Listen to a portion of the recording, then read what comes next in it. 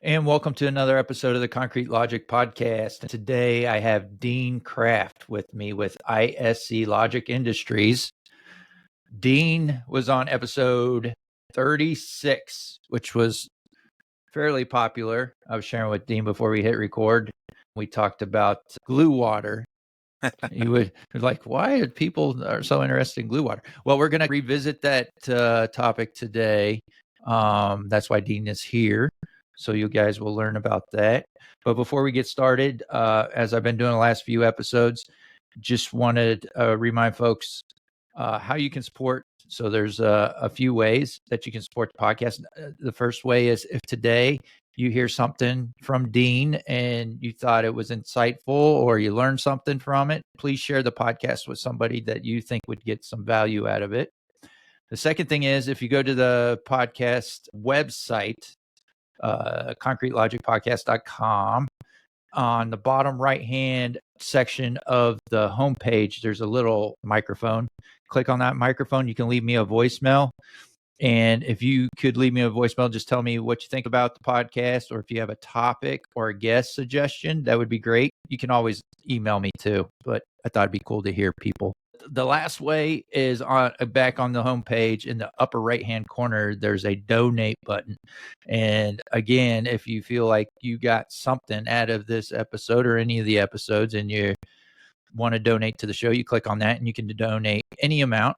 And just think about it like you're donating to another one of these different associations we're all part of. There's ACI, NRMCA, there's the flooring. I don't even know what the flooring ones are, Dean. But we all pay into those. So it's like paying into that, but you get to choose how much you want to send over to the Concrete Logic Podcast. Those guys don't let you choose. With that, Dean, we'll roll into our topic of today. And we wanted to start off and talk about concrete moisture vapor emissions. Okay. What is that? Okay, so we'll start with the concrete world. Obviously, when like any mix design or the basic recipe, when I talk to non-concrete people, the four components, you got your sand, rock, powder, and water. And then throughout the process of placement consolidation, you have the bleed process. So a lot of that extra water from the mix is lost during the bleed process. And obviously about half that water is consumed in hydration. But throughout the concrete's life, some of that residual moisture, either from placement or from getting re-wet after placement, is going to make its way back out, which is no big deal. Obviously, we all know that concrete loves water. Concrete's happy with water. But when we try to stick things to concrete, or once we do stick things to concrete, if that moisture continues to come out, if it emit moisture vapor emission, depending on what the chemical constituency of the binding agent to whatever it's sticking to the concrete, if it does not like moisture, that vapor emission can cause that adhesive bond to fail. It could cause, now let's get back to, say, flooring. It could cause some kinds of flooring to adhesives literally to re-emulsify, go back to a liquid state. It could cause certain kinds of flooring product, let's say wood, to swell and cup and buckle. Let's go to epoxy flooring. It could cause it to literally bubble up, dome up, paint to peel. So moisture vapor emission is the residual mixed water coming out in a gaseous vapor form and then re-emulsifying or basically attacking the material that's causing the bond to the concrete, resulting in a failure. Yeah, that when you started talking about epoxy, I just did concrete countertops in my house. Mm-hmm. And I did epoxy coating over the top. And one of the instructions for the epoxy, it says you got to wait 14 days before you put the epoxy down. That's to get all the moisture out, right? That's okay. So that's a whole different subject, but a lot of products in the commercial world, most of those products say wait 28 days. And here's the crazy thing, you being a concrete guy, 28 days is the day that we want to see, the engineers want to see the design strength. So that's the 28 day. Mm-hmm. So a lot of products out there that are not in the concrete world will say very clearly, wait 20, it's this full phrase, wait 28 days until the concrete is fully cured, which I always hate that term, cured, until you can put your material down. And yes, they are relating, those manufacturers are relating 28 days to the concrete no longer going to emit a moisture in sufficient quantities to cause the material that's being applied to fail. But it skips a whole lot of things. 28 days in concrete terms is related to a design strength goal and not to whether the concrete is still emitting moisture. So it's like saying, well, I want to take a trip to Texas, and then somebody responding, I'm going to wear a blue shirt. Okay, it's not related. It's not in the same world. The unfortunate thing is it leads a lot of contractors and owners to think that 28 days is some kind of magical time. Think about concrete roof decks. This is especially damaging with roof decks because that concrete is exposed to the elements. So I always laugh when I hear that. And I'm like, okay, what if it rains on day 27? And then the manufacturers, they have nothing to say. They're like, well, I said, do you restart the clock? Because the data shows the concrete is going to be 100% humidified again. It's going to have moisture content again that's going to have to release. So what do you do? And unfortunately, these manufacturers don't have an answer for that. But yeah, you're right. So the 14 days is that manufacturer trying to game the vapor emission from the concrete. Mm-hmm. Did you have to profile it all, or were you able to just put it down on the concrete? Just curious. Yeah, you had to sand it a bit. That's what you meant by profiling, right? Correct. And that's to create a mechanical bond as opposed to a chemical bond. The second reason why a lot of these products, especially in the industrial world, will say wait 28 days is because the mechanical profiling is usually a bead blast, shot blast. Mm-hmm. And so they want the concrete to be a minimum of 3,000, 3,500 PSI before they start shooting ball bearings into it. I learned that the hard way. So I was trying to, doing projects at home with the family involved around you and crazy 4 kids at home. So it's like a circus. That's why I didn't hire someone to do this. You had a labor team. I didn't have a labor team. My oldest son helped mix some concrete, so that was cool. But having the patience to work around what's going on within the house, and everyone likes to use the kitchen, so you got to work around. Kid running to the refrigerator, my wife trying to use the stove, all those different things that if you have a contractor come in and do these things, I don't know if he'll price that in his proposal give you to a change order for delay a project. Exactly. You get how many interruptions a day do you get when you work in the Tandit house? Well, anyway, so I was trying to push the schedule. I got in there and tried to sand a little bit earlier than it told me, and yeah, it was ugly. Oh, so the concrete itself wasn't. How early did you try to push it? I was like, I think it was like next day or something. I was just seeing what we would do. Oh my gosh! But like I said, it's just a very. It was like a heavy paper. They just asked for a little bit. I forgot what it was, like 200 grit or something like that you had to hit it with. And I was like, maybe, but looks no. all right.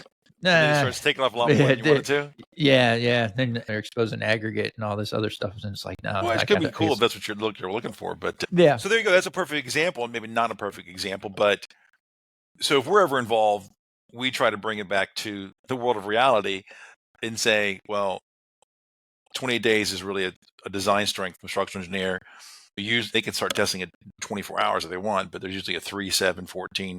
First and foremost, you're looking for design strength for that product. So that 14 days for you may have been more related to design strength, especially because of the interior. But secondly, those products still related back to some moisture vapor loss that they believe that a certain amount of moisture or sufficient moisture will have been vacated from this, or emitted from the concrete, so it's not going to cause their product to debond. But when it comes to an epoxy, a 2-part epoxy or 2-part urethane, I put much more weight on the concrete strength profile because of the mechanical abrading or profiling or beating the crap out of it with ball bearings before applying the material. Yeah. So, yeah. As you saw yourself. It's like those things you do at work. You know better at work, but then when you come home, you seem to like. Yeah, that's why I was laughing with you, because I'm thinking, given your history and what you do, I'm like, I would think you would know that. Well, it's like on a job site, we're all very safety conscious, and you got all your PPE gear on, right? And you're watching out for each other. And then you get home and then you jump on the ladder and sit on a bucket and Yeah. you're reaching. exactly. So I did that. That was stupid. But So was your wife then impressed with your professional acumen at that point? it's the jury's still out. It's an ongoing process. Gotcha. No, for my first time of doing countertops, I'm satisfied with it. I know what to do next time, and I definitely won't do it in an active kitchen ever again. Very big fan of concrete countertops, but go back to your two-part epoxy. One of the things a lot of people separately, but this does lead to issues that get blamed on moisture that have nothing to do with moisture. I'm guessing, or should have, that your epoxy two-part had fairly detailed or clear mixing instructions. In other words, use a certain kind of blade, a certain speed. A lot of people DIY. Well, I'm not going to blend this on low for 2 minutes. I'm going to frappe it, and I'm going to put it on high, and I'm going to make a meringue. I'm going to get this done. I'm going to mix this together quick. Well, that then sucks in air. So think about your concrete. You suck in a lot more air, which compromises what you're trying to do with the concrete in a lot of cases. So when it applies it, when it's applied, it can create a lot of air bubbles, and it actually can screw it up. The converse, though, is if it's blended insufficiently, and I have seen this on one fire station in the Northeast commercial job where the installer did not mix sufficiently, and after it was placed, the A and B components started separating, and there was a light brownish yellowish viscous substance that was oozing out of the surface of the concrete. Why this is important to your subject, your question initially about moisture vapor emission. The installer came in and blamed the concrete. Specifically, that moisture in the concrete was causing this stuff to come up. We were not involved with the project, but the concrete sub on the project knew what I did, and he reached out to me. And so I asked him specifically, tell me exactly the product. And I needed the exact names. And so I got part A and part B, and then I went to the SDSs of both products. A whole list of different chemical compounds. But I started going through each one of them, and lo and behold, one of the constituent components was described as a light yellow to light brown viscous substance, slippery, because the guy told me it actually had the consistency of brand new 10W30 motor weight oil. And I said, well, one, there is nothing in the concrete that's that color at all, I think, ever. Secondly, if it was, it wouldn't be coming out. So I said that the idea that this is coming from the concrete is simply absurd. Secondly, I actually researched, I said, there is a commercial warehouse that sells that exact product about an hour from you. I said, this is what I recommend. I said, go there and buy the A and B. I said, then go to a dollar store. Don't use your wife's china. Go to a dollar store and buy like 4 or 5 white ceramic porcelain plates. Disposable. You don't want to use paper, but on one of them, put a bit of the A and B and just haphazardly mix it. Don't mix it as much as you're supposed to. And then on another one, mix it until it's fully incorporated. And then look at it the next day. He calls me back. And he actually replicated the issue. And so they had a meeting at the city hall where the fire station was. And this whole situation starts going down. And he does his little show and tell. He brings it out. He goes, this is on porcelain. That's the exact same material. All that's on here is part A and point B. And so it went from being the concrete blamed on moisture vapor emission to being the actual issue where the material was not blended sufficiently and it started disincorporating after it was applied. Oh. So moisture vapor emission, whoever's out there in the world that might listen to this, concrete moisture vapor emission has become public enemy number one and is the easiest situation to blame on basically any issue that manifests with something adhered to concrete. Like the example I just gave you, if the general contractor, if the owner, in this case the concrete sub, the ready mix producer, if they don't know, then they're going to be sitting there playing Texas Hold'em with literally no cards in their hand.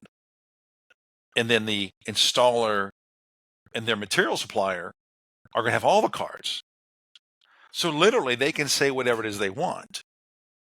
And the other side of the table is just going to have to sit there and say, okay. But in this situation, that concrete sub knew me, and I was able to help him figure out a way to totally flip the script. And it was back on the installation company to come in and tear up this 40,000 square foot. So think about the amount of dollars involved with that, with epoxy, right? You're shaking your head. Because these issues can become very expensive very quickly. Because now you've got partially bonded, partially secure.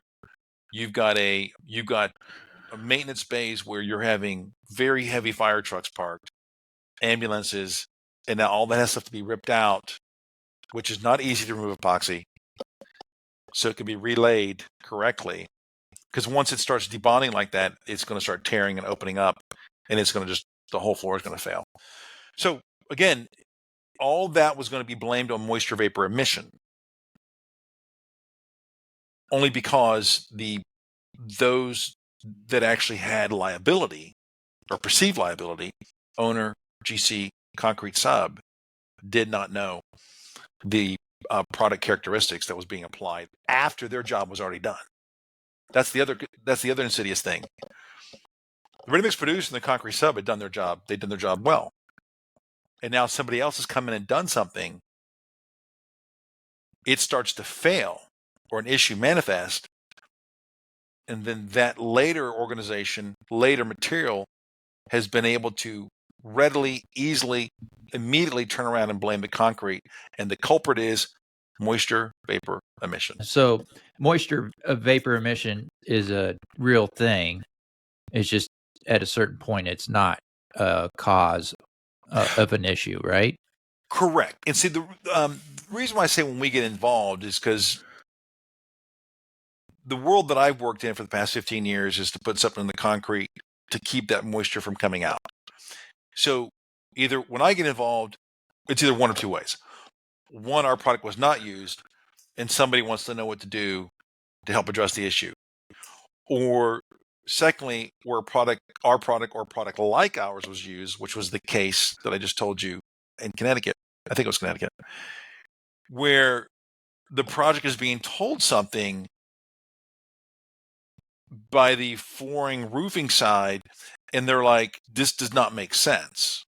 And so they're looking for our help to push back or to figure out. Let me give you another example of how this can manifest. This was a project we were directly involved with. And let's go back to moisture vapor emission. Yes, it is a very real thing, if not addressed. And there's two major ways to address it, or I guess three. One is not, two I would argue are not cost effective. One is just to acclimatize the space, turn the HVAC on, and wait. That's not cost effective in time or money because it could take months. So imagine a GC going to a hospital group that's building a 500,000 square foot complex, 1 million square foot. Right now we're involved in like 1 million square foot project down in Miami. But yeah, these hospital complexes can be big. And telling that hospital group that they're going to have to wait an extra 4 or 5 months after the building is finished and the HVAC system is running before they can start testing for moisture so they can put the floor down. Hospitals are revenue generating facilities. So that's an opportunity cost lost.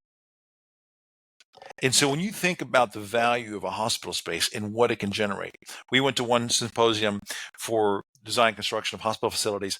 And one of the questions I led off with when I sat down with different hospital groups was, if you don't mind me asking, what is the value, what is the revenue potential of something like a cardiac OR suite? And the best answer I got that just blew me away was this young lady. She was like, it depends on how many valves are being addressed. And I was like, what? She goes, the heart has 4 valves. She was about a $250,000 valve. She, just like that. Mm-hmm. And I was shocked, but they know. So at minimum, $250,000 a day. So let's say there's 20 OR suites that can handle cardiac surgeries. And you're going to shut those down for 6 months? Mm. So people start thinking about the cost. it is literally nearly incalculable. Waiting is not feasible, time or money. Secondly, the Cadillac option is to come in and then bead blast the surface. So let's get back to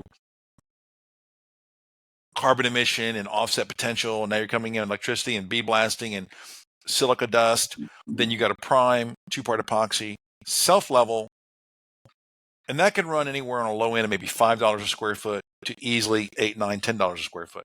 So let's go back to that same hospital group that's got the 1 million square foot facility and says, okay, we tested right before flooring, got too much moisture. Hey, Mr. and Mrs. Hospital owner, on your 1 million square foot facility, we need another $5, $6, $7, $8 million to put your floor down. That conversation doesn't go very well. Tell that to a school board that's been saving 7 years for a bond. Otherwise, they're going to have to wait another year to open the school. Doesn't go well for the community. Or you can put something on the concrete. Now, so that's basically the 3 ways to address it. You either wait, which is time and money. You pay a lot, or you proactively address it some way in the early on. And there's ranges of options in between to 100% waterproof adhesives, but they still have an additional cost and application and ranges therein. So let me go back to moisture vapor emission being a very real issue. You can easily Google, and actually I just gave a presentation last week and somebody asked me for failed floors. And so you asked me, is it a real issue? If you Google moisture-related flooring failures, you'll see the things I mentioned. You'll see VCT buckling. You'll see mold under carpet, which is always a big scary thing. You'll see mold under VCT or sheet vinyl. You'll see buckling wood. You'll see bubbles in athletic courts. The damage is not only real from real moisture vapor emission, the damage also exists from the claim of moisture vapor emission, and then the owner being stuck with something that should never have been occurred at all. The one example I gave you where our product was not used, a competitor was used, but they came to me, the project came to me for help. There was a real case had nothing to do with the concrete. Another case, very real case, that we were involved with, it was a 50,000 square foot addition to a school in New York. Not a big community, so pretty big spend for that community. And in this community, in this facility, there was 45,000 square foot of VCT tile and 5,000 square feet of rubber tile. So most people that are not in flooring have no idea what the difference is. They're both tile. They actually look very similar. Aesthetically, they picked 2 that were very similar. Unless you really paid attention, you or I would be like, it's the same stuff. We wouldn't pay attention. Well, VCT lays flatter. It is dimensionally more stable than rubber. Rubber has a tendency to cup up at the edges, even in the box before you install it. Because rubber has that tendency, the glue you use to hold rubber down normally needs to be stronger, more solids, more expensive than the similar glue that you could use for VCT. Now, there are glues that'll do both, but you could have a pure VCT glue, low solids, but if you use it on a rubber and it's not strong enough and it curls up, it looks like a moisture issue. 45,000 square foot of VCT, perfect, nothing moving. Literally, the VCT came into the door to the music auditorium. The tiles were touching. And the very next tile, as you walked into the auditorium, was cupping. Every tile in the auditorium was cupping. The flooring industry comes in, pulls a tile up, drops a probe. It's moisture, high humidity. That's what's causing this. We asked, well, what about the rest of the project? Why isn't that failing? Well, the failure just started here. Right. So again, and I'm glad you laughed, because even the GC was like, so it just started here, but it's going to spread to the rest of the 45,000 square feet? That doesn't make much sense. So we went to the project, and very simply, we asked clearly what glue was used. And right there in front of the GC, my business partner called the manufacturer of that glue, asked them, say, I'm on a project where we got some VCT and some rubber. Can I use this product? Absolutely, it's great for VCT, but no, you cannot use it for rubber. It's not strong enough. And in fact, we do not even make an adhesive for rubber. My business partner said, thank you very much, hung up. That was on speaker. He looks at the GC. He goes, this is not moisture. this is the wrong glue for that kind of flooring. Mm. And he said most likely the installer was on site, was spreading glue. The tiles looked the same, never even realized, and just kept on going. But the failure that manifests, that cupping at the edges, looks exactly like what would occur if it were moisture vapor emission. But yes, moisture vapor emission from concrete is a very real thing. And part of the thrust of what I try to teach people is don't wait till you're ready for flooring or roofing to talk about moisture vapor emission. Talk about it in design. And let's go back to your world and concrete world. One of the things that the message has been slow to take off is the ready mix industry, is that value add opportunities really can affect the bottom line for a ready mix producer. This world of moisture vapor emission is one of them. There are a number of products they can be involved with, that those products carry the warranty against vapor emission, that can help the ready mix producer protect themselves, but also add to their bottom line. The earlier you address any issue in a project, usually the cheaper it is, as opposed to waiting to the very end. It's just, it doesn't matter what, especially like say a design issue. Oh, I didn't want that wall there. Well, that's going to be expensive, as you put it. Right. Same thing with moisture. If you address it early in design or construction, it changes overall how the whole project can approach dealing with this issue. The GC then knows that it's been handled, as opposed to let's wait and see, which could have catastrophic timing and cost implications. So yes, MVE is an issue if not addressed, and there are several ways that it can be addressed. So regardless, GCs, concrete subs, ready mix producers, if you're on a project that's going to be enclosed and receive flooring, be part of the discussion early on, bring it up. So if an issue does manifest at the back end, you can be on record of bringing it up and then saying, okay, don't invite us to those meetings about why the floors failed. Yeah. So you're saying a possible proactive approach would be to give, say you're pricing a project and say, I have a concrete mix that has a admixture in it that can mitigate the NVER ahead of time, right? Yep. And say, hey, I got here's an option for you. If we use this concrete in the area that's receiving flooring or epoxy or whatever, if we use this concrete mix, you can put flooring down in 14 days versus waiting whatever the flooring. We've done exposed roof decks as early as 5 days for concrete placement. Well, there you go.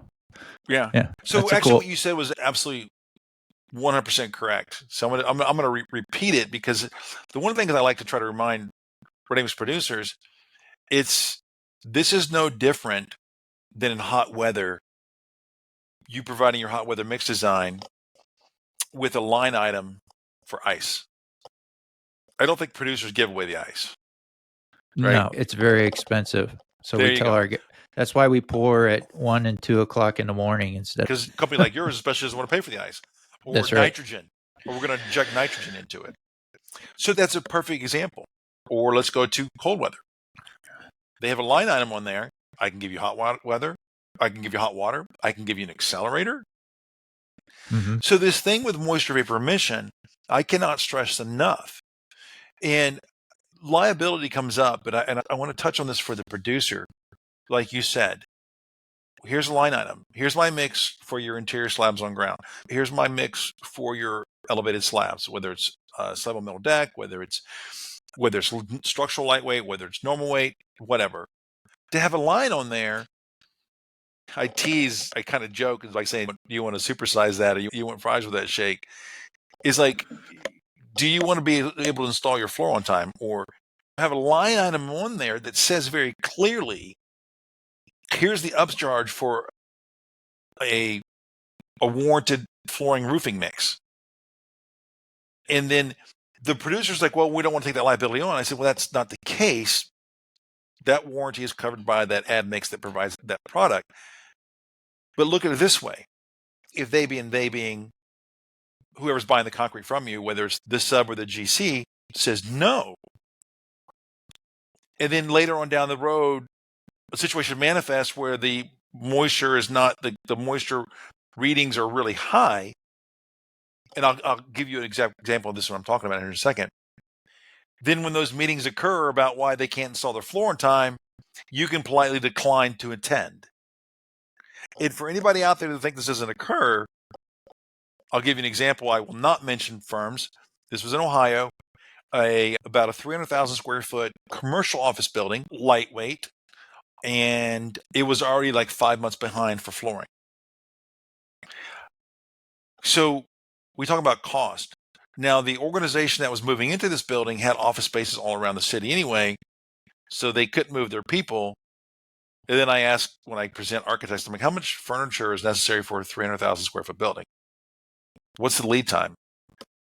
They couldn't take delivery of that material. It had to be sitting somewhere in a warehouse. So in logistics, we call that demurrage, paying for storage for stuff that you can't take advantage of right now. So that's sitting somewhere. Those people thought they were moving, and now their life is in flux. So the question was boiling down to where it was a very well-known owner in that city. Actually, if I sang the tune, you would know it. Leaning heavily on, everybody was circling around to asking the ready-mix, what is taking it so long to dry? And I happened to be in town talking to that producer, and I said, well, heck, I said, if he goes, they have a meeting every Tuesday. I'm like, well, if they'll let me, I'll go over there and talk to them. One of the saving graces was that producer had offered, just like you said, Seth, they had put that down. They had said, hey, we have an option for you to address the issue of moisture. It was said no. So then I went through and gave part of the presentation. The owner's rep was there, and he paraphrased when I was done. He's like, basically, we were, I won't use that word, but basically, we had no hope of passing this test from the beginning. And I'm like, he's like, so what you're saying is we had no hope of passing this test from the very beginning. I said, sir, I'm telling you what ACI literature says. I'm telling you what ACI 302.2 says. I'm saying what literature goes back 20 years says. I'm just the messenger. I said, I'll send you the base documents. I said, the concrete industry is known forever, and the flooring industry, that most likely won't pass this test. So the idea that providing a product like this is going to accrue liability to a producer, I would offer that it will actually do the reverse. So if there's an issue, a failure occurs, or an issue where it doesn't pass a test prior to installation, which I still see as a failure because it affects the project being able to be completed, this would actually help protect the producer or protect the concrete sub should that manifest. How many of those issues are related to not properly testing for moisture? Wow. That's a very skewed thing right there, because we could have a whole discussion just on the moisture test itself.